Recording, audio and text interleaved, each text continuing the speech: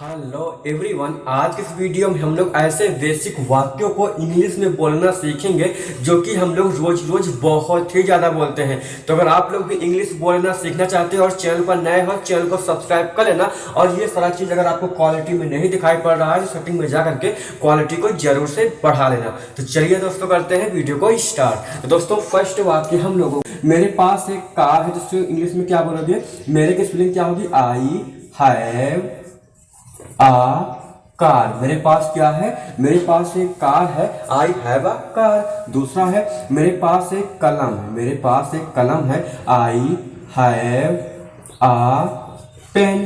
क्या होगा? I have a pen. उसके बाद है तुम्हारे पास एक घड़ी है। ऐसे वाक्य हम लोग डेली लाइफ में यूज करते हैं ना। तुम्हारे पास एक घड़ी है, तो इंग्लिश होगी you have a watch, WATCH। तुम्हारे पास एक घड़ी है, यू हैव अ वॉच। उसके बाद है तुम्हारे पास एक चाबी है, तुम्हारी इंग्लिश हो जाएगी यू, साथ में आपको हैव आ का यूज करना है। आ क्या है? चाबी है। चाबी की इंग्लिश क्या होती है? की, KEY। उसके बाद है उसके पास एक कार है, उसके पास एक कार है, तो इसकी इंग्लिश होगी he has a car, CAR। उसके पास एक कार है, ही हैज अ कार। उसके पास एक घड़ी है, उसके पास एक घड़ी है, he has a watch, WATCH। उसके बाद है अगर आपको बोलना हो उसके पास एक घड़ी है, क्या बोलोगे? He has a watch. उसके पास एक कार है, उसके पास एक चाबी है, उसके पास एक कलम है, वगैरह वगैरह बहुत सारे वाक्यों को आप लोग इस तरीके से बना सकते हो ही हैज का यूज करके। उसके बाद है ऋतिक के पास एक किताब है। जैसे किसी का नाम लेकर के आपको बोलना हो, ऋतिक के पास एक किताब है, तो क्या बोलोगे? सबसे पहले ऋतिक की स्पेलिंग आपको लिखना है ऋतिक। ऋतिक के पास क्या है? एक किताब है, ऋतिक हैज। इसमें हम लोग हैज का यूज करेंगे। Hrithik has a book. क्या है? बुक है। अगर बुक है तो हम लोग बुक लिखेंगे, अगर कार होगी तो कार लिखेंगे, चाबी होगी तो की लिखेंगे, घड़ी होगी तो वॉच लिखेंगे। ठीक, ऐसे हम लोग बोला करते हैं ना। ऋतिक के पास एक किताब है, Hrithik has a book. Hrithik के पास एक कलम है, Hrithik have a pen. Hrithik के पास एक घड़ी है, ऋतिक हैज अ वॉच। अब दोस्तों, अगर आपको बोलना हो ऋतिक के पास एक कार है, तो इसकी इंग्लिश क्या होगी आपको कमेंट बॉक्स में बताना है। उसके बाद है मेरे पास एक चार्जर है, मेरे पास ऐसे बोलना हो मेरे पास चार्जर है, तो क्या बोलोगे? इसमें भी आप लोग ऐसे ही बोलोगे, आई हैव अ चार्जर, CHARGER।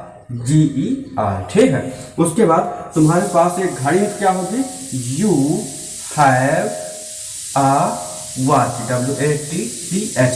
आपको कमेंट बॉक्स में बताना है। ऋतिक के पास एक कार है, इसकी इंग्लिश क्या होगी आपको कमेंट बॉक्स में बताना है। तो फिर से हम लोग एक बार प्रैक्टिस कर लेते हैं। यहाँ पर क्या लिखा है?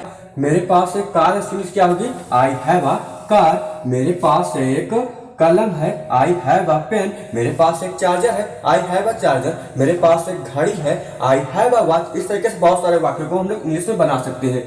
तुम्हारे पास एक घड़ी है, यू हैव अ वॉच। तुम्हारे पास एक घड़ी है, यू हैव अ वॉच। तुम्हारे पास एक चाबी है, यू हैव अ की। अगर आपको बोलना हो तुम्हारे पास एक चार्जर है, यू हैव अ चार्जर। तुम्हारे पास एक फोन है, यू हैव अ फोन। तुम्हारे पास एक घड़ी है, यू हैव अ वॉच। इस तरीके से बहुत सारे सेंटेंस को बना सकते हैं। उसके बाद है उसके पास एक कार है, जिसमें आपको ही हैज का यूज करना है। उसके पास एक कार है, ही हैज अ कार। उसके पास एक घड़ी है, ही हैज अ वॉच। उसके बाद है ऋतिक के पास एक किताब है, ऋतिक हैज अ बुक। इस तरीके से बहुत सारे वाक्यों को आप लोग इंग्लिश में बना सकते हो और अंग्रेजी को इसी तरीके से ही जल्दी बोलना सीख सकते हो। तो आज के इस वीडियो में हम लोगों ने हैज और हैव का यूज करना सीखेंगे और कल के वीडियो में हम लोग हैड का यूज करना सीखेंगे, बिल्कुल बेसिक से। तो चैनल पर नए हो, चैनल को सब्सक्राइब कर लेना, क्योंकि अब हम लोग नेक्स्ट वीडियो मिलेंगे। तब तक के लिए बाय बाय।